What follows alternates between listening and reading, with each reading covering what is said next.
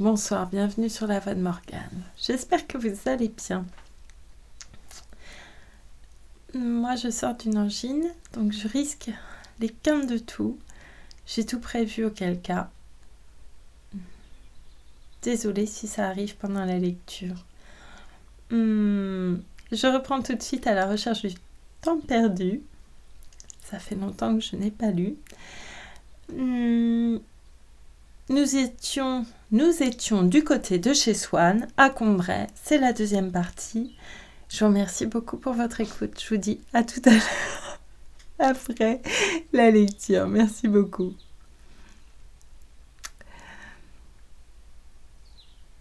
Je ris parce que mon chat a éternué. Voilà. Elle est malade aussi. Merci beaucoup pour votre écoute. S'il était assez simple d'aller du côté de Méséglise, c'était une autre affaire d'aller du côté de Guermantes, car la promenade était longue et l'on voulait être sûr du temps qu'il ferait. Quand on semblait entrer dans une série de beaux jours, quand Françoise, désespérée qu'il ne tombât pas une goutte d'eau pour les pauvres récoltes, et ne voyant que de rares nuages blancs nageant à la surface calme et bleue du ciel, s'écriait en gémissant. Ne dirait-on pas qu'on voit ni plus ni moins des chiens de mer qui jouent en montrant là-haut leur museau ? Ah, ils pensent bien à faire pleuvoir pour les pauvres laboureurs. Et puis quand les blés seront poussés, alors la pluie se mettra à tomber tout à petits patapons, sans discontinuer, sans plus savoir sur quoi elle tombe que si c'était sur la mer. Quand mon père avait reçu invariablement les mêmes réponses favorables du jardinier et du baromètre, alors on disait au dîner « Demain, s'il fait le même temps, nous irons du côté de Guermantes ». On partait tout de suite après déjeuner par la petite porte du jardin et on tombait dans la rue des Perchamps, étroite et formant un angle aigu, remplie de graminées au milieu desquelles 2 ou 3 guêpes passaient la journée à herboriser. Aussi bizarre que son nom d'où me semblait dériver ses particularités curieuses et sa personnalité revêche, et qu'on chercherait en vain dans le Combray d'aujourd'hui où sur son tracé ancien s'élève l'école.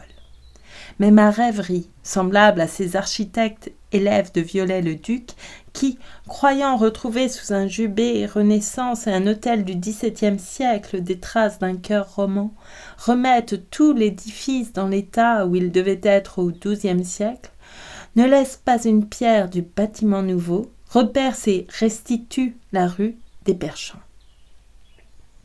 Elle a d'ailleurs pour ces reconstitutions des données plus précises que n'en ont généralement les restaurateurs. Quelques images conservées par ma mémoire, les dernières peut-être qui existent encore actuellement, et destinées à être bientôt anéanties, de ce qu'était le Combray du temps de mon enfance, et parce que c'est lui-même qui les a tracées en moi avant de disparaître, émouvante, si on peut comparer un obscur portrait à ces effigies glorieuses dont ma grand-mère aimait à me donner des reproductions, comme ces gravures anciennes de la Seine ou ce tableau de Gentile Bellini, dans lesquels l'on voit en un état qui n'existe plus aujourd'hui le chef-d'œuvre de Vinci et le portail de Saint-Marc.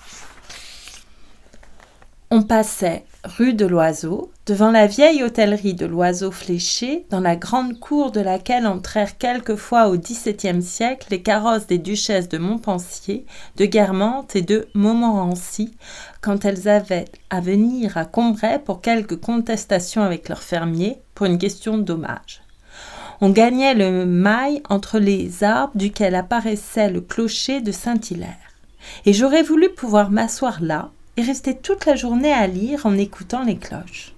Car il faisait si beau et si tranquille que, quand sonnait l'heure, on aurait dit non qu'elle rompait le calme du jour, mais qu'elle le débarrassait de ce qu'il contenait, et que le clocher, avec l'exactitude indolente et soigneuse d'une personne qui n'a rien d'autre à faire, venait seulement, pour exprimer et laisser tomber les quelques gouttes d'or que la chaleur y avait lentement et naturellement amassées, de presser, au moment voulu, la plénitude du silence.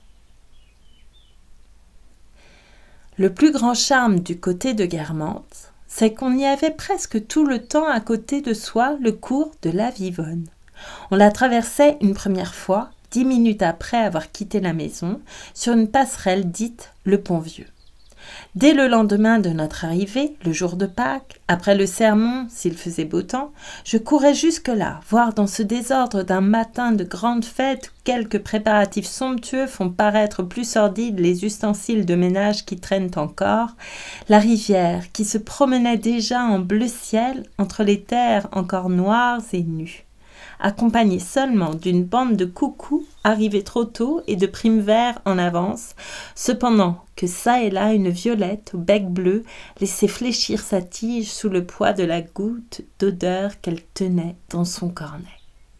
Le Pont-Vieux débouchait dans un sentier de halage qui à cet endroit se tapissait l'été du feuillage bleu d'un noisetier sous lequel un pêcheur en chapeau de paille avait pris racine. À Combray, où je savais quelle individualité de maréchal ferrant ou de garçon épicier était dissimulée sous l'uniforme du Suisse ou le surplis de l'enfant de chœur, ce pêcheur est la seule personne dont je n'ai jamais découvert l'identité. Il devait connaître mes parents, car il soulevait son chapeau quand nous passions. Je voulais leur demander son nom, mais on me faisait signe de me taire pour ne pas effrayer le poisson. Nous nous engagions dans le sentier de halage qui dominait le courant d'un talus de plusieurs pieds. De l'autre côté, la rive était basse, étendue en vaste pré jusqu'au village et jusqu'à la gare qui en était distante. Ils étaient semés des restes, à demi enfouis dans l'herbe, du château des anciens comtes de Combray, qui au Moyen-Âge avaient de ce côté le cours de la Vivonne comme défense contre les attaques des sires de Guermantes et des abbés de Martinville.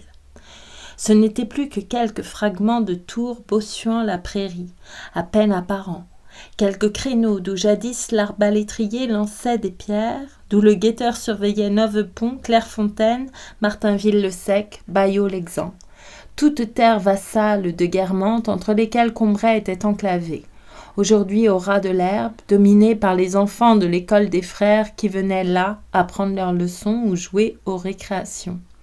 Passé presque descendu dans la terre, couché au bord de l'eau comme un promeneur qui prend le frais, mais me donnant fort à songer, me faisant ajouter dans le nom de Combray à la petite ville d'aujourd'hui une cité très différente, retenant mes pensées par son visage incompréhensible et d'autrefois qu'il cachait à demi sous les boutons d'or. Ils étaient fort nombreux à cet endroit qu'ils avaient choisi pour leur jeu sur l'herbe, isolés, par coupe, par troupe, jaune comme un jaune d'œuf, brillant d'autant plus, me semblait-il, que ne pouvant dériver vers aucune velléité de dégustation le plaisir que leur vue me causait. Je l'accumulais dans leur surface dorée, jusqu'à ce qu'il devint assez puissant pour produire de l'inutile beauté. Et cela dès ma plus petite enfance, quand du sentier de halage je tendais les bras vers eux, sans pouvoir épeler complètement leurs jolis noms de princes, de comtes, de fées français, venus peut-être il y a bien des siècles d'Asie, mais apatriés pour toujours au village, contents du modeste horizon, aimant le soleil et le bord de l'eau, fidèles à la petite vue de la gare, gardant encore pourtant comme certaines de nos vieilles toiles peintes, dans leur simplicité populaire, un poétique éclat d'Orient.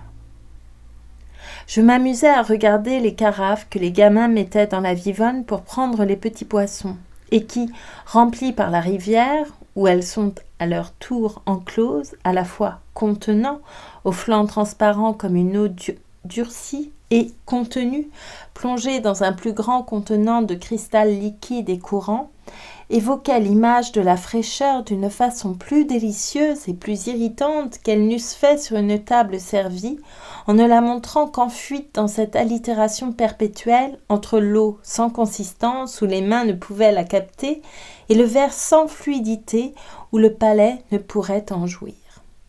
Je me promettais de venir là plus tard avec des lignes. J'obtenais qu'on tirât un peu de pain des provisions du goûter.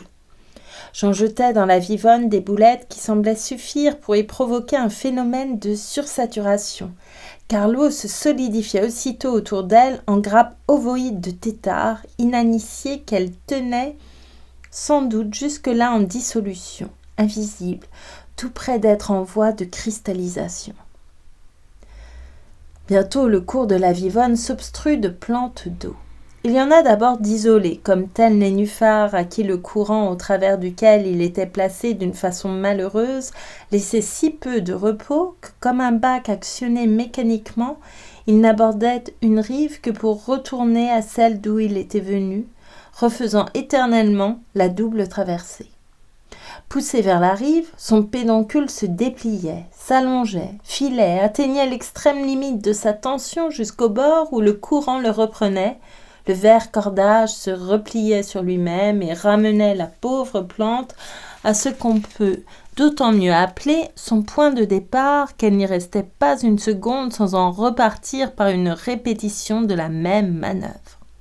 Je la retrouvais de promenade en promenade, toujours dans la même situation, faisant penser à certains neurasthéniques au nombre desquels mon grand-père comptait ma tante Léonie, qui nous offre sans changement au cours des années le spectacle des habitudes bizarres qu'il se croit chaque fois à la veille de secouer et qu'il garde toujours. Pris dans l'engrenage de leur malaise et de leur manie, les efforts dans lesquels ils se débattent inutilement pour en sortir ne font qu'assurer le fonctionnement et faire jouer le déclic de leur diététique étrange, inéluctable et funeste. Tel était ce nénuphar. Pareil aussi à quelqu'un de ces malheureux dont le tourment singulier, qui se répète indéfiniment durant l'éternité, excitait la curiosité de Dante et dont il se serait fait raconter plus longuement les particularités et la cause par le supplicié lui-même, si Virgile, s'éloignant à grands pas, ne l'avait forcé à le rattraper au plus vite, comme moi, mes parents. Mais plus loin, le courant se ralentit. Il traverse une propriété dont l'accès était ouvert au public par celui à qui elle appartenait et qui s'y était complu à des travaux d'horticulture aquatique, faisant fleurir dans les petits étangs que forme la Vivonne de véritables jardins de nymphéas. Comme les rives étaient à cet endroit très boisées, les grandes ombres des arbres donnaient à l'eau un fond qui était habituellement d'un vert sombre, mais que parfois, quand nous rentrions par certains soirs rassérénés d'après-midi orageux, j'ai vu d'un bleu clair et cru, tirant sur le violet, d'apparence cloisonnée et de goût japonais. Ça et là, à la surface, rougissait comme une fraise, une fleur de nymphéa au cœur écarlate, blanc sur les bords. Plus loin, les fleurs plus nombreuses étaient plus pâles, moins lisses, plus grenues, plus plissées et disposées par le hasard en enroulements si gracieux qu'on croyait voir flotter à la dérive, comme après l'effeuillement mélancolique d'une fête galante, des roses mousseuses en guirlandes dénouées. Ailleurs, un coin semblait réservé aux espèces communes, qui montraient le blanc et le rose propret de la julienne, lavés comme de la porcelaine avec un soin domestique, tandis qu'un peu plus loin, pressées les unes contre les autres en une véritable plate-bande flottante, on eût dit des pensées, des jardins qui étaient venus poser comme des papillons leurs ailes bleuâtres et glacées sur l'obliquité transparente de ce parterre d'eau, de ce parterre céleste aussi, car il donnait aux fleurs un sol d'une couleur plus précieuse, plus émouvante que la couleur des fleurs elles-mêmes.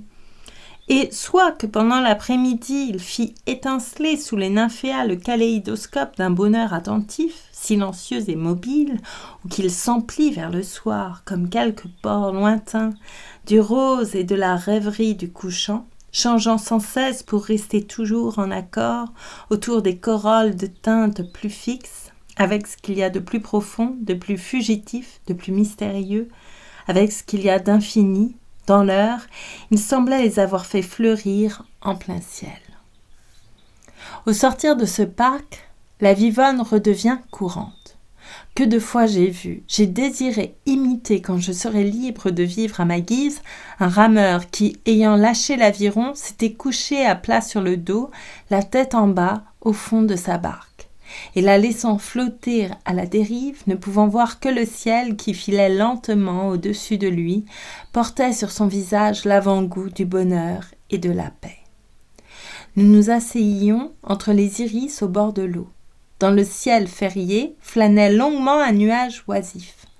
Par moments, oppressée par l'ennui, une carpe se dressait hors de l'eau dans une aspiration anxieuse. C'était l'heure du goûter.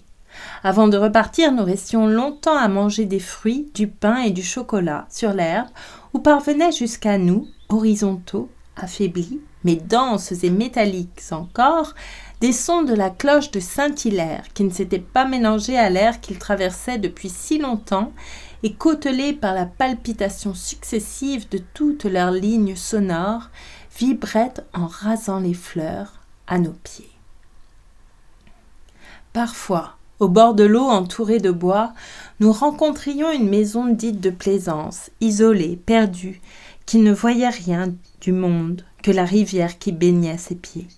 Une jeune femme dont le visage pensif et les voiles élégants n'étaient pas de ce pays et qui sans doute était venue, selon l'expression populaire, s'enterrer là, goûter le plaisir amer de sentir que son nom, le nom surtout de celui dont elle n'avait pu garder le cœur, était inconnu, s'encadrait dans la fenêtre qui ne lui laissait pas regarder plus loin que la barque amarrée près de la porte. Elle levait distraitement les yeux en entendant derrière les arbres de la rive la voix des passants, dont avant qu'elle eût aperçu leur visage, elle pouvait être certaine que jamais ils n'avaient connu ni ne connaîtraient l'infidèle, que rien dans leur passé ne gardait sa marque, que rien dans leur avenir n'aurait l'occasion de la recevoir. On sentait que, dans son renoncement, elle avait volontairement quitté des lieux où elle aurait pu du moins apercevoir celui qu'elle aimait pour ceux-ci qui ne l'avaient jamais vue. Et je la regardais, revenant de quelques promenades sur un chemin où elle savait qu'il ne passerait pas, ôter de ses mains résignées de longs gants d'une grâce inutile. Jamais dans la promenade du côté de Guermantes, nous ne pûmes remonter jusqu'aux sources de la Vivonne, auxquelles j'avais souvent pensé et qui avaient pour moi une existence si abstraite, si idéale, que j'avais été aussi surpris quand on m'avait dit qu'elle se trouvait dans le département, à une certaine distance kilométrique de Combray, que le jour où j'avais appris qu'il y avait un autre point précis de la terre où s'ouvrait, dans l'Antiquité, l'entrée des enfers. Jamais non plus nous ne pûmes pousser jusqu'au terme que Justin souhaitait d'atteindre, jusqu'à Guermantes. Je savais que là résidaient des châtelains, le duc et la duchesse de Guermantes. Je savais qu'ils étaient des personnages réels et actuellement existants. Mais chaque fois que je pensais à eux, je me les représentais tantôt en tapisserie, comme était la comtesse de Guermantes dans le couronnement d'Esther de notre église, tantôt de nuances changeantes comme était Gilbert le Mauvais dans le vitrail où il passait du vert chou au bleu prune selon que j'étais encore à prendre de l'eau bénite ou que j'arrivais à nos chaises, tantôt tout à fait impalpable comme l'image de Geneviève de Brabant, ancêtre de la famille de Guermantes, que la lanterne magique promenait sur les rideaux de ma chambre ou faisait monter au plafond. Enfin, toujours enveloppé du mystère des temps mérovingiens et baignant comme dans un coucher de soleil dans la lumière orangée qui émane de cette syllabe. Antes. Ante. Mais si malgré cela, ils étaient pour moi, en tant que duc et duchesse, des êtres réels, bien qu'étranges, en revanche, leur personne ducale se distendait démesurément, s'immatérialisait pour pouvoir contenir en elle ce Guermantes dont ils étaient ducs et duchesses, tout ce côté de Guermantes ensoleillé, le cours de la Vivonne, ses nymphéas et ses grands arbres, et tant de beaux après-midi. Et je savais qu'ils ne portaient pas seulement le titre de duc et de duchesse de Guermantes, mais que depuis le XIVe siècle, où, après avoir inutilement essayé de vaincre ces anciens seigneurs, ils s'étaient alliés à eux par des mariages, ils étaient comtes de Combray, les premiers des citoyens de Combray par conséquent, et pourtant les seuls qui n'y habitassent pas. Comtes de Combray, possédant Combray au milieu de leur nom, de leur personne, et sans doute ayant effectivement en eux cette étrange et pieuse tristesse qui était spéciale à Combray, propriétaires de la ville, mais non d'une maison particulière, demeurant sans doute dehors, dans la rue, entre ciel et terre, comme ce Gilbert de Guermantes, dont je ne voyais aux vitraux de l'abside de Saint-Hilaire que l'envers de lac noir, si je levais la tête, quand j'allais chercher du sel chez Camus.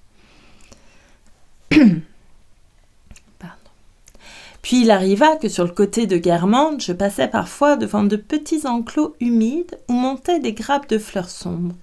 Je m'arrêtais, croyant acquérir une notion précieuse, car il me semblait avoir sous les yeux un fragment de cette région fluviatile que je désirais tant connaître depuis que je l'avais vue décrite par un de mes écrivains préférés. Et ce fut avec elle, avec son sol imaginaire traversé de cours d'eau bouillonnants que Guermantes, changeant d'aspect dans ma pensée, s'identifia. Quand j'eus entendu le docteur Percepied nous parler des fleurs et des belles eaux vives qu'il y avait dans le parc du château. Je rêvais que madame de Guermantes m'y faisait venir, éprise pour moi d'un soudain caprice. Tout le jour, elle y pêchait la truite avec moi, et le soir, me tenant par la main, en passant devant les petits jardins de ses vassaux, elle me montrait le long des murs bas les fleurs qui y appuient leurs quenouilles violettes et rouges et m'apprenait leurs noms. Elle me faisait lui dire le sujet des poèmes que j'avais l'intention de composer. Et ses rêves m'avertissaient que puisque je voulais un jour être un écrivain, il était temps de savoir ce que je comptais écrire. Mais dès que je me le demandais, tâchant de trouver un sujet où je pusse faire tenir une signification philosophique infinie, mon esprit s'arrêtait de fonctionner. Je ne voyais plus que le vide en face de mon attention. Je sentais que je n'avais pas de génie, ou peut-être une maladie cérébrale l'empêchait de naître. Parfois je comptais sur mon père pour arranger cela. Il était si puissant, si en faveur auprès des gens en place qu'il arrivait à nous faire transgresser les lois que Françoise m'avait appris à considérer comme plus inéluctables que celles de la vie et de la mort, à faire retarder d'1 an pour notre maison, seule de tout le quartier, les travaux de ravalement, à obtenir du ministre pour le fils de madame Sazerat qui voulait aller aux zoo, l'autorisation l'autorisation qu'il passât le baccalauréat 2 mois d'avance dans la série des candidats dont le nom commençait par un A au lieu d'attendre le tour des S. Si j'étais tombée gravement malade, si j'avais été capturée par des brigands, persuadée que mon père avait trop d'intelligence avec les puissances suprêmes, de trop irrésistibles lettres de recommandation auprès du bon Dieu pour que ma maladie ou ma captivité pussent être autre chose que de vains simulacres sans danger pour moi, j'aurais attendu avec calme l'heure inévitable du retour à la bonne réalité, l'heure de la délivrance ou de la guérison.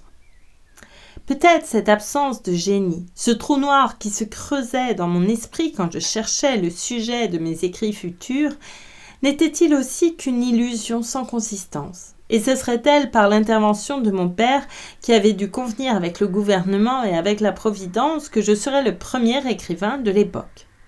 Mais d'autres fois, tandis que mes parents s'impatientaient de me voir rester en arrière et ne pas les suivre, ma vie actuelle, au lieu de me sembler une création artificielle de mon père et qu'il pouvait modifier à son gré, m'apparaissait au contraire comme comprise dans une réalité qui n'était pas faite pour moi, contre laquelle il n'y avait pas de recours, au cœur de laquelle je n'avais pas d'allié, qui ne cachait rien au-delà d'elle-même.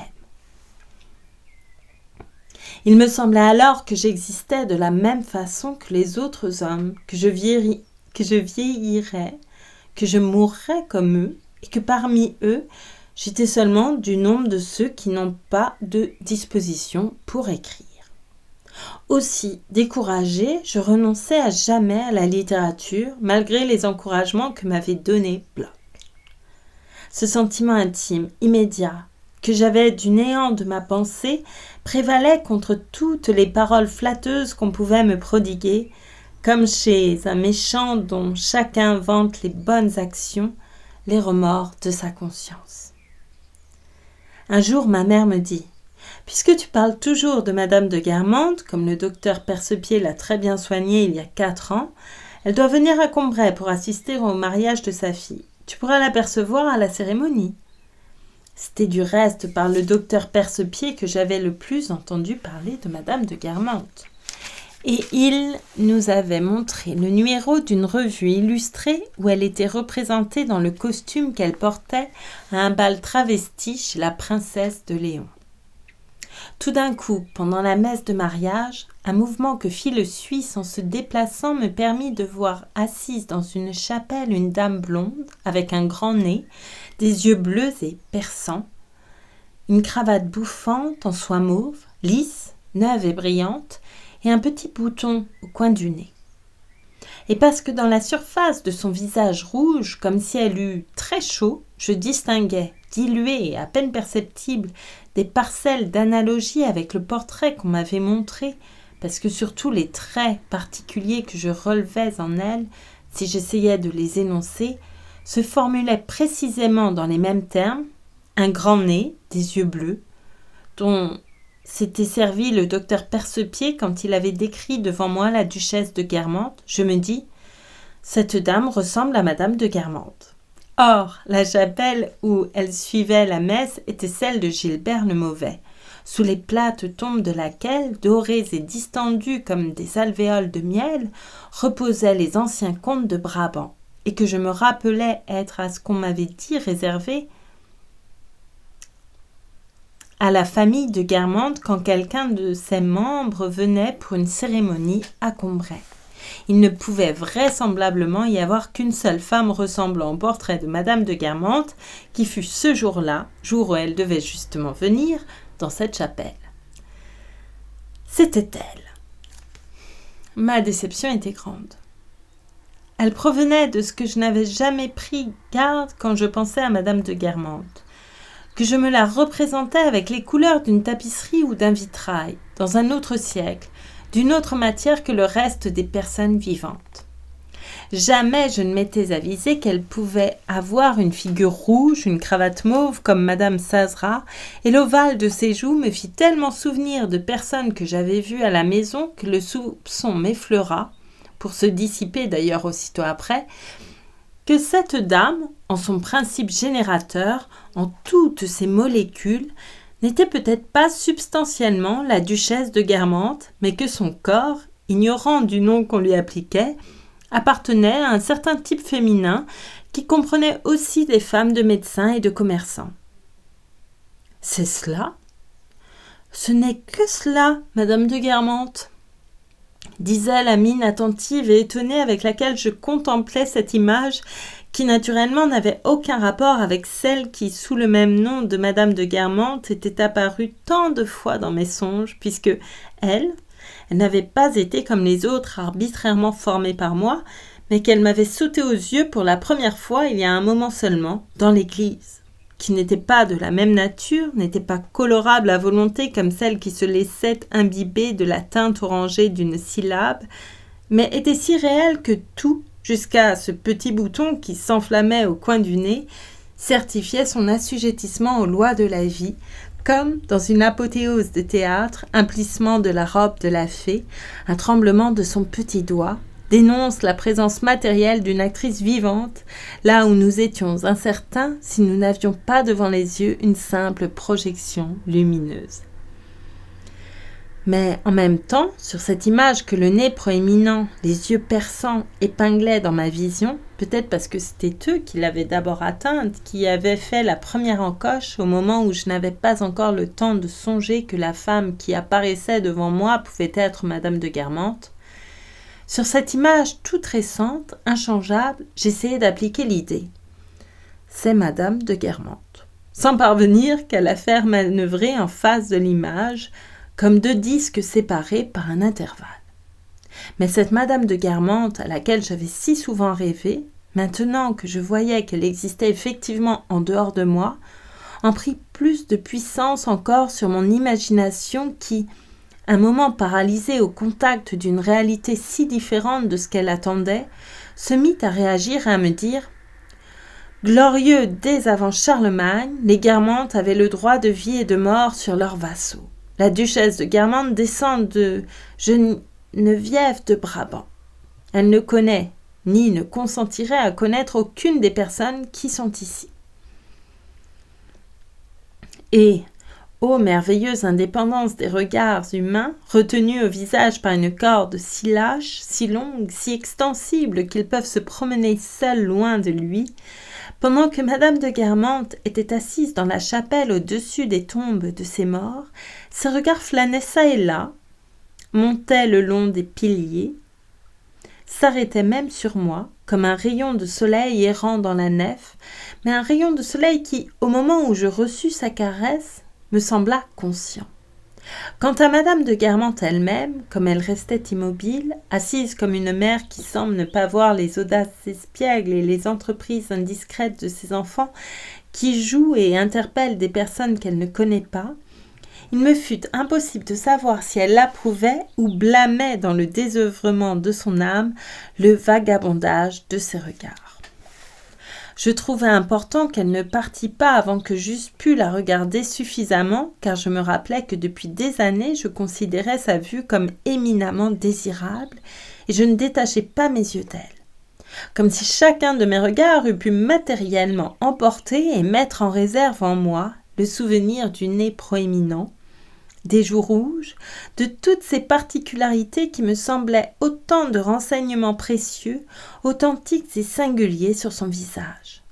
Maintenant que me le faisaient trouver beau toutes les pensées que j'y rapportais, et peut-être surtout, forme de l'instinct de conservation des meilleures parties de nous-mêmes, ce désir qu'on a toujours de ne pas avoir été déçu, la replaçant, puisque c'était une seule personne qu'elle et cette duchesse de Guermantes que j'avais évoquée jusque-là, hors du reste de l'humanité dans laquelle la vue pure et simple de son corps me l'avait fait un instant confondre, je m'irritais en entendant dire autour de moi « Elle est mieux que Madame Sazera, que Mademoiselle Vinteuil », comme si elle leur eût été comparable.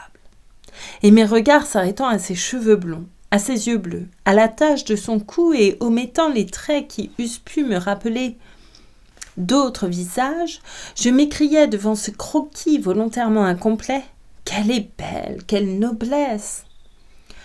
Comme c'est bien une fière Guermantes, la descendante de Geneviève de Brabant que j'avais devant moi.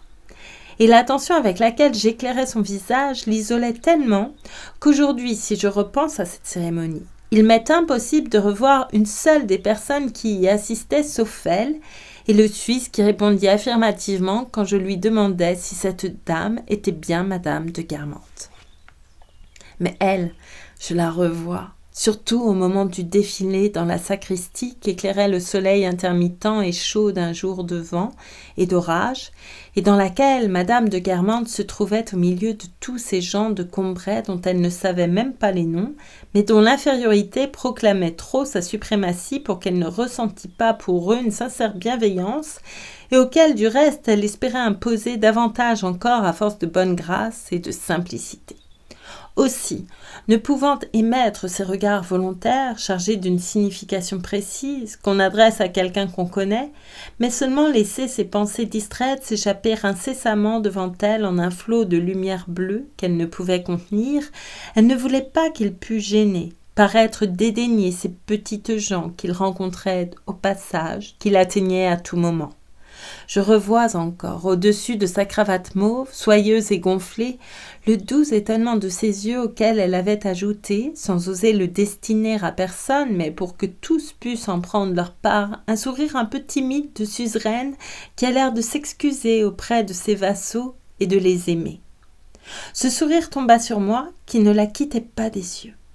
Alors, me rappelant ce regard qu'elle avait laissé s'arrêter sur moi pendant la messe, bleu comme un rayon de soleil qui aurait traversé le vitrail de Gilbert le Mauvais, je me dis « Mais sans doute elle fait attention à moi. » Je crus que je lui plaisais, qu'elle penserait encore à moi quand elle aurait quitté l'église, qu'à cause de moi elle serait peut-être triste le soir à Guermantes.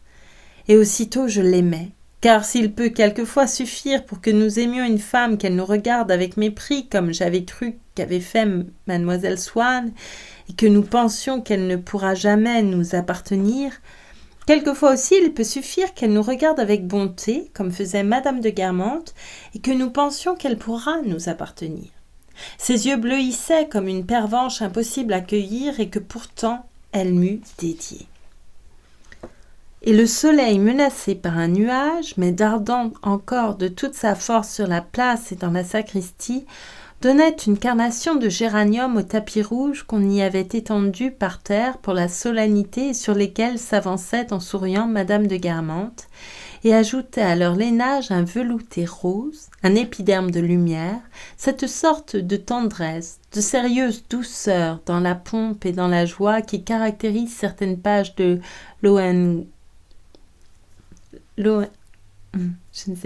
Lohengrin, certaines peintures de Carpaccio et qui font comprendre que Baudelaire ait pu appliquer au son de la trompette l'épithète de délicieux.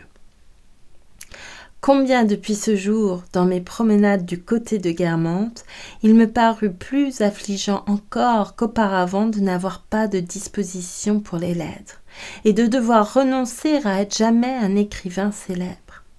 Les regrets que j'en éprouvais, tandis que je restais seule à rêver un peu à l'écart, me faisaient tant souffrir, que pour ne plus les ressentir de lui-même par une sorte d'inhibition devant la douleur, mon esprit s'arrêtait entièrement de penser aux vers, aux romans, à un avenir poétique sur lequel mon manque de talent m'interdisait de compter.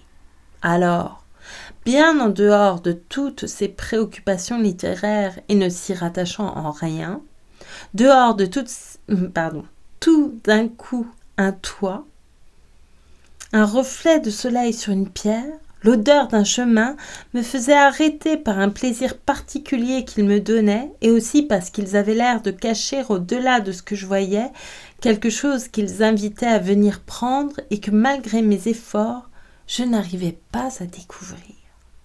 Comme je sentais que cela se trouvait en eux, je restais là, immobile, à regarder, à respirer, à tâcher d'aller avec ma pensée au-delà de l'image ou de l'odeur. Et s'il me fallait rattraper mon grand-père, poursuivre ma route, je cherchais à les retrouver en fermant les yeux. Je m'attachais à me rappeler exactement la ligne du toit, la nuance de la pierre qui, sans que je pusse comprendre pourquoi, m'avait semblé pleine, prête à s'entr'ouvrir, à me livrer ce dont elle n'était qu'un couvercle. Certes, ce n'étaient pas des impressions de ce genre qui pouvaient me rendre l'espérance que j'avais perdue de pouvoir être un jour un écrivain et poète, car elles étaient toujours liées à un objet particulier dépourvu de valeur intellectuelle et ne se rapportant à aucune vérité abstraite. Mais du moins, elles me donnaient un plaisir irraisonné, l'illusion d'une sorte de fécondité et par là me distrayaient de l'ennui, du sentiment de mon impuissance que j'avais éprouvé chaque fois que j'avais cherché un sujet philosophique pour une grande œuvre littéraire. Mais le devoir de conscience était si ardu que m'imposaient ces impressions de forme, de parfum ou de couleur, de tâcher d'apercevoir ce qui se cachait derrière elles, que je ne tardais pas à me chercher à moi-même des excuses qui me permissent de me dérober à ces efforts et de m'épargner cette fatigue. Par bonheur, mes parents m'appelaient. Je sentais que je n'avais pas présentement la tranquillité nécessaire pour poursuivre utilement ma recherche et qu'il valait mieux n'y plus penser jusqu'à ce que je fusse rentrée et ne pas me fatiguer d'avance sans résultat. Alors je ne m'occupais plus de cette chose inconnue qui s'enveloppait d'une forme ou d'un parfum, bien tranquille puisque je la ramenais à la maison, protégée par le revêtement d'images sous lesquelles je la trouverais vivante, comme les poissons que les jours où on m'avait laissé aller à la pêche, je rapportais dans mon panier couvert par une couche d'herbe qui préservait leur fraîcheur. Une fois à la maison, je songeais à autre chose et ainsi s'entassaient dans mon esprit, comme dans ma chambre les fleurs que j'avais cueillies dans mes promenades ou les objets qu'on m'avait donnés, une pierre où jouait un reflet, un toit, un son de cloche, une odeur de feuilles, bien des images différentes sous lesquelles il y a longtemps qu'est morte la réalité pressentie que je n'ai pas eu assez de volonté pour arriver à découvrir. Une fois pourtant. Où notre promenade s'étant prolongée fort au-delà de sa durée habituelle, nous avions été bien heureux de rencontrer à mi-chemin du retour, comme l'après-midi finissait, le docteur Percepied qui passait en voiture à bride abattue, nous avait reconnus et fait monter avec lui. J'eus une impression de ce genre et ne l'abandonnai pas sans un peu l'approfondir. On m'avait fait monter près du cocher. Nous allions comme le vent, parce que le docteur avait encore, avant de rentrer à Combray, à s'arrêter à Martinville-le-Sec, chez un malade à la porte duquel il avait été convenu que nous l'attendrions. Au tournant d'un chemin, j'éprouvais tout à coup ce plaisir spécial qui ne ressemblait à aucun autre, à apercevoir les 2 clochers de Martainville, sur lesquels donnait le soleil couchant et que le mouvement de notre voiture et les lacets du chemin avaient l'air de faire changer de place. Puis celui du Vieux-Vic qui, séparé d'eux par une colline et une vallée, et situé sur un plateau plus élevé dans le lointain, semblait pourtant tout voisin d'eux. En notant la forme de leurs flèches, le déplacement de leurs lignes, l'ensoleillement de leur surface, je sentais que je n'allais pas au bout de mon impression, que quelque chose était derrière ce mouvement, derrière cette clarté, quelque chose qu'il semblait contenir et dérober à la fois. Les clochers paraissaient si éloignés et nous avions l'air de si peu nous rapprocher d'eux, que je fus étonnée quand, quelques instants après, nous nous arrêtâmes devant l'église de Martainville. Je ne savais pas la raison du plaisir que j'avais eu à les apercevoir à l'horizon, et l'obligation de chercher à découvrir cette raison me semblait bien pénible. J'avais envie de garder en réserve dans ma tête ces lignes remuantes au soleil et de n'y plus penser maintenant. Et il est probable que si je l'avais fait, les 2 clochers seraient allés à jamais rejoindre tant d'arbres, de toits, de parfums, de sons que j'avais distingués des autres à cause de ce plaisir obscur qu'ils m'avaient procuré et que je n'avais jamais approfondi. Je descendis causer avec mes parents en attendant le docteur. Puis nous repartîmes. Je repris ma place sur le siège, je tournai la tête pour voir encore les clochers qu'un peu plus tard, j'aperçus une dernière fois au tournant d'un chemin. Le cocher, qui ne semblait pas disposé à causer, ayant à peine répondu à mes propos, force me fut, faute d'autre compagnie, de me rabattre sur celle de moi-même et d'essayer de me rappeler mes clochers. Bientôt leurs lignes et leurs surfaces ensoleillées, comme si elles avaient été une sorte d'écorce, se déchirèrent. Un peu de ce qui m'était caché en elles m'apparut. J'eus une pensée qui n'existait pas pour moi l'instant avant, qui se formula en mots dans ma tête, et le plaisir que m'avait fait tout à l'heure éprouver leur vue s'en trouva tellement accru que, pris d'une sorte d'ivresse, je ne pus plus penser à autre chose. À ce moment, et comme nous étions déjà loin de Martainville, en tournant la tête, je les aperçus de nouveau, tout noirs cette fois, car le soleil était déjà couché. Par moments, les tournants du chemin me les dérobaient, puis ils se montrèrent une dernière fois et enfin je ne les vis plus.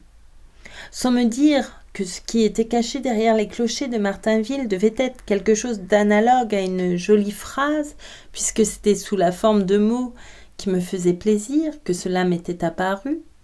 Demandant un crayon et du papier au docteur, je composais malgré les cahots de la voiture, pour soulager ma conscience et obéir à mon enthousiasme, le petit morceau suivant que j'ai retrouvé depuis et auquel je n'ai eu à faire subir que peu de changements. Seul, s'élevant du niveau de la plaine et comme perdu en rase campagne, montaient vers le ciel les 2 clochers de Martainville. Bientôt nous en vîmes 3. Venant se placer en face d'eux par une volte hardie, un clocher retardataire, celui de Vieux-Vic, les avait rejoints. Les minutes passaient, nous allions vite et pourtant les 3 clochers étaient toujours au loin devant nous, comme 3 oiseaux posés sur la plaine, immobiles et qu'on distingue au soleil. Puis le clocher de Vieux-Vic s'écarta, prit ses distances, et les clochers de Martainville restèrent seuls, éclairés par la lumière du couchant que même à cette distance, sur leur pente, je voyais jouer et sourire. Nous avions été si longs à nous rapprocher d'eux que je pensais au temps qu'il faudrait encore pour les atteindre quand, tout d'un coup, la voiture ayant tourné, elle nous déposa à leurs pieds. Et ils s'étaient jetés si rudement au-devant d'elle qu'on n'eut que le temps d'arrêter pour ne pas se heurter au porche. Nous poursuivîmes notre route. Nous avions déjà quitté Martainville depuis un peu de temps et le village, après nous avoir accompagnés quelques secondes, avait disparu, que restés seuls à l'horizon à nous regarder fuir, ces clochers et celui de Vieux-Vic agitaient encore en signe d'adieu leurs cimes ensoleillées. Parfois l'un s'effaçait pour que les 2 autres pussent nous apercevoir un instant encore. Mais la route changea de direction. Ils virèrent dans la lumière comme 3 pivots d'or et disparurent à mes yeux. Mais un peu plus tard, comme nous étions déjà près de Combray, le soleil étant maintenant couché, je les aperçus une dernière fois de très loin, qui n'étaient plus que comme 3 fleurs peintes sur le ciel au-dessus de la ligne basse des champs. Ils me faisaient penser aussi aux 3 jeunes filles d'une légende, abandonnées dans une solitude où tombait déjà l'obscurité. Et tandis que nous nous éloignions au galop, je les vis timidement chercher leur chemin, et après quelques gauches trébuchements de leurs nobles silhouettes, se serrer les uns contre les autres, glisser l'un derrière l'autre, ne plus faire sur le ciel encore rose qu'une seule forme noire, charmante et résignée, et s'effacer dans la nuit. Je ne repensais jamais à cette page, mais à ce moment-là, quand, au coin du siège où le cocher du docteur plaçait habituellement dans un panier les volailles qu'il avait achetées au marché de Martinville, j'eus fini de l'écrire, je me trouvais si heureux, je sentais qu'elle m'avait si parfaitement débarrassé de ces clochers et de ce qu'ils cachaient derrière eux, que comme si j'avais été moi-même une poule et si je venais de pondre un œuf, je me mis à chanter à tue-tête. Pendant toute la journée, dans ces promenades, j'avais pu rêver au plaisir que ce serait d'être l'amie de la duchesse de Guermantes, de pêcher la truite, de me promener en barque sur la Vivonne. Et, avide de bonheur, ne demander en ces moments-là rien d'autre à la vie que de se composer toujours d'une suite d'heureux après-midi. Mais quand sur le chemin du retour j'avais aperçu sur la gauche une ferme, assez distante de 2 autres qui étaient au contraire très rapprochées, et à partir de laquelle pour entrer dans Combray il n'y avait plus qu'à prendre une allée de chênes bordée d'un côté de prés appartenant chacun à un petit clos et plantés à intervalles égaux de pommiers qui y portaient, quand ils étaient éclairés par le soleil couchant, le dessin japonais de leurs ombres, brusquement mon cœur se mettait à battre. Je savais qu'avant une demi-heure nous serions rentrés et que, comme c'était de règle les jours où nous étions allés du côté de Guermantes et où le dîner était servi plus tard, on m'enverrait me coucher sitôt ma soupe prise, de sorte que ma mère, retenue à table comme s'il y avait du monde à dîner, ne monterait pas me dire bonsoir dans mon lit. La zone de tristesse où je venais d'entrer était aussi distincte de la zone où je m'élançais avec joie. Il y avait un moment encore. Que dans certains ciels, une bande rose est séparée comme par une ligne d'une bande verte ou d'une bande noire. On voit un oiseau voler dans le rose, il va en atteindre la fin, il touche presque au noir, puis il y est entré. Les désirs qui tout à l'heure m'entouraient, d'aller à Guermantes, de voyager, d'être heureux, j'étais maintenant tellement en dehors d'eux que leur accomplissement ne m'eût fait aucun plaisir. Comme j'aurais donné tout cela pour pouvoir pleurer toute la nuit dans les bras de maman. Je frissonnais. Je ne détachais pas mes yeux angoissés du visage de ma mère, qui n'apparaîtrait pas ce soir dans la chambre où je me voyais déjà par la pensée. J'aurais voulu mourir. Et cet état durerait jusqu'au lendemain, quand les rayons du matin, appuyant comme le jardinier, leurs barreaux aux murs revêtus de capucines qui grimpaient jusqu'à ma fenêtre, je sauterais à bas du lit pour descendre vite au jardin, sans plus me rappeler que le soir ramènerait jamais l'heure de quitter ma mère. Et de la sorte, c'est du côté de Guermantes que j'ai appris à distinguer ces états qui se succèdent en moi, pendant certaines périodes, et vont jusqu'à se partager chaque journée, l'un revenant chasser l'autre avec la ponctualité de la fièvre. Contigus, mais si extérieurs l'un à l'autre, si dépourvus de moyens de communication entre eux, que je ne puis plus comprendre, plus même me représenter dans l'un ce que j'ai désiré, ou redouté, ou accompli dans l'autre. Aussi, le côté de mes églises et le côté de Guermantes restent-ils pour moi liés à bien des petits événements de celles de toutes les diverses vies que nous menons parallèlement, qui est la plus pleine de péripéties, la plus riche en épisodes, je veux dire la vie intellectuelle. Sans doute elle progresse en nous insensiblement et les vérités qui en ont changé pour nous le sens et l'aspect, qui nous ont ouvert de nouveaux chemins, nous en préparions depuis longtemps la découverte, mais c'était sans le savoir. Et elles ne datent pour nous que du jour, de la minute où elles nous sont devenues visibles. Les fleurs qui jouaient alors sur l'herbe, l'eau qui passait au soleil, tout le paysage qui environna leur apparition continue à accompagner leur souvenir de son visage inconscient ou distrait.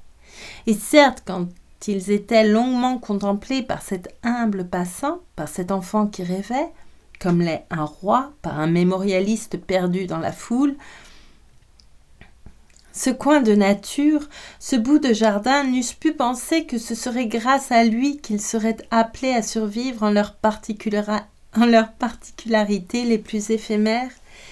Et pourtant ce parfum d'aubépine qui butine le long de la haie, où les églantiers le remplaceront bientôt, un bruit de pas sans écho sur le gravier d'une allée, une bulle formée contre une plante aquatique par l'eau de la rivière et qui crève aussitôt, mon exaltation les a portés et a réussi à leur faire traverser tant d'années successives, tandis qu'alentour les chemins se sont effacés et que sont morts ceux qui les foulèrent et le souvenir de ceux qui les foulèrent.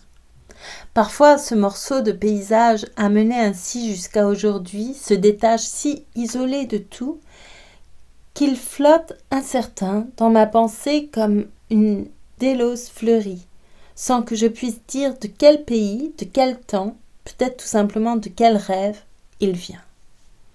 Mais c'est surtout comme à des gisements profonds de mon sol mental, comme aux terrains résistants sur lesquels je m'appuie encore, que je dois penser aux côtés de mes églises et aux côtés de Guermantes. C'est parce que je croyais aux choses, aux êtres, tandis que je les parcourais, que les choses, les êtres qu'ils m'ont fait connaître, sont les seuls que je prenne encore au sérieux et qui me donnent encore de la joie. Soit que la foi qui crée soit tarie en moi, soit que la réalité ne se forme que dans la mémoire, les fleurs qu'on me montre aujourd'hui pour la première fois ne me semblent pas de vraies fleurs. Le côté de mes églises, avec ses lilas, ses aubépines, ses bleuets, ses coquelicots, ses pommiers, le côté de Guermantes, avec sa rivière à tétard, ses nymphéas et ses boutons d'or, ont constitué à tout jamais pour moi la figure des pays où j'aimerais vivre, où j'exige avant tout qu'on puisse aller à la pêche, se promener en canot, voir des ruines de fortifications gothiques et trouver au milieu des blés, ainsi qu'était Saint-André-des-Champs, une église monumentale, rustique et dorée comme une meule. Et les bleuets, les aubépines, les pommiers qu'il m'arrive quand je voyage de rencontrer encore dans les champs, parce qu'ils sont situés à la même profondeur, au niveau de mon passé, sont immédiatement en communication avec mon cœur. Et pourtant, parce qu'il y a quelque chose d'individuel dans les lieux. Quand me saisit le désir de revoir le côté de Guermantes, on ne le satisferait pas en me menant au bord d'une rivière où il y aurait d'aussi beau, de plus beaux nymphéas que dans la Vivonne, pas plus que le soir en rentrant, à l'heure où s'éveillait en moi cette angoisse qui plus tard émigre dans l'amour et peut devenir à jamais inséparable de lui, je n'aurais souhaité que vint me dire bonsoir une mère plus belle et plus intelligente que la mienne. Non. De même que ce qu'il me fallait pour que je puisse m'endormir heureux, avec cette paix sans trouble qu'aucune maîtresse n'a pu me donner depuis, puisqu'on doute d'elle encore au moment où on croit en elle, et qu'on ne possède jamais leur cœur comme je recevais dans un baiser celui de ma mère, tout entier, sans la réserve d'une arrière-pensée, sans le reliquat d'une intention qui ne fut pas pour moi, c'est que ce fut elle. C'est qu'elle inclina vers moi ce visage où il y avait au-dessous de l'œil quelque chose qui était, paraît-il, un défaut, et que j'aimais à l'égal du reste, de même que je veux revoir. De même, ce que je veux revoir, c'est le côté de Guermantes que j'ai connu, avec la ferme qui est peu éloignée des deux suivantes, serrées l'une contre l'autre, à l'entrée de l'allée des chênes. Ce sont ces prairies où, quand le soleil les rend réfléchissantes comme une mare, se dessinent les feuilles des pommiers. C'est ce paysage dont parfois, la nuit, dans mes rêves, L'individualité m'étreint avec une puissance presque fantastique et que je ne peux plus retrouver au réveil. Sans doute pour avoir à jamais indissolublement uni en moi des impressions différentes rien que parce qu'il me les avait fait éprouver en même temps, le côté de Méséglise ou le côté de Guermantes m'ont exposé, pour l'avenir, à bien des déceptions et même à bien des fautes. Car souvent j'ai voulu revoir une personne sans discerner que c'était simplement parce qu'elle me rappelait une haie d'aubépine, et j'ai été induit à faire croire à un regain d'affection par un simple désir de voyage. Mais par là même aussi, et en restant présent en celles de mes impressions d'aujourd'hui auxquelles ils peuvent se relier, il leur donne des assises, de la profondeur, une dimension de plus qu'aux autres. Il leur ajoute aussi un charme, une signification qui n'est que pour moi. Quand par les soirs d'été le ciel harmonieux gronde comme une bête fauve et que chacun boude l'orage, c'est aux côtés de Méséglise que je dois de rester seule en extase à respirer, à travers le bruit de la pluie qui tombe, l'odeur d'invisibles et persistants lilas.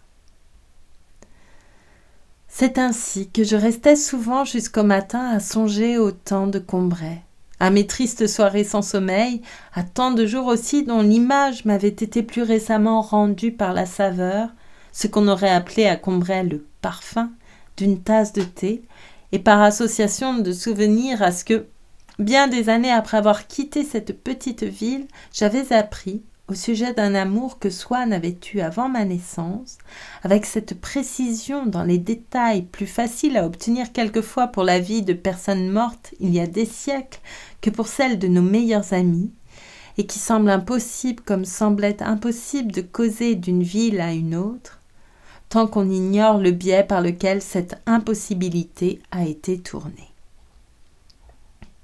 Tous ces souvenirs, ajoutés les uns aux autres, ne formaient plus qu'une masse, mais non sans qu'on ne pût distinguer entre eux, entre les plus anciens et ceux plus récents, nés d'un parfum, puis ceux qui n'étaient que les souvenirs d'une autre personne de qui je les avais appris, sinon des fissures, des failles véritables, du moins ces veinures, ces bigarrures de coloration qui, dans certaines roches, dans certains marbres, révèlent des différences d'origine, d'âge, de formation.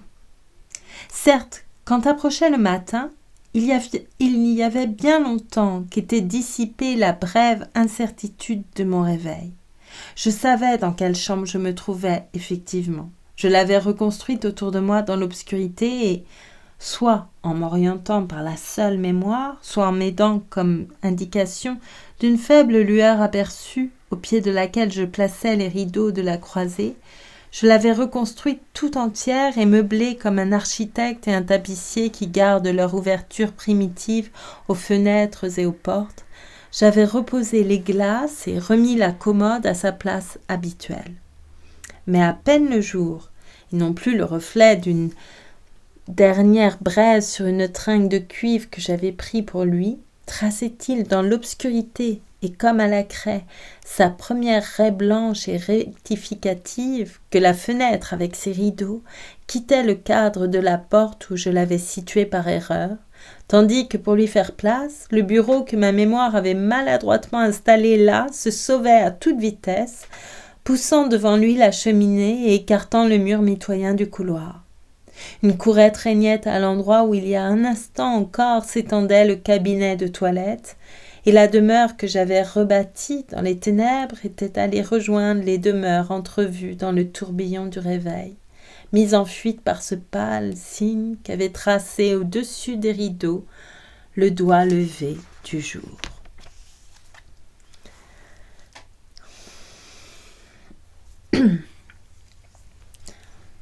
Et c'est la fin du côté de chez Swann. Voilà.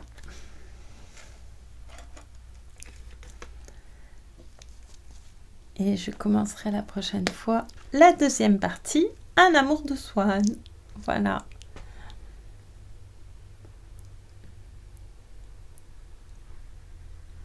Je vous remercie beaucoup pour votre écoute.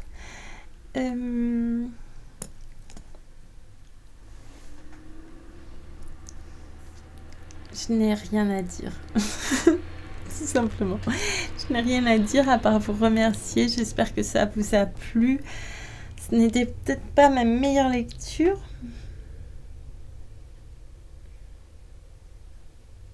J'étais très anxieuse. Je ne sais pas pourquoi. J'étais très anxieuse.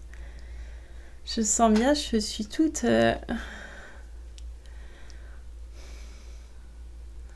J'avais quelques problèmes de souffle. Voilà. Néanmoins, j'ai apprécié. Je vous remercie beaucoup et je vous dis à très bientôt. Prenez soin de vous. Merci encore.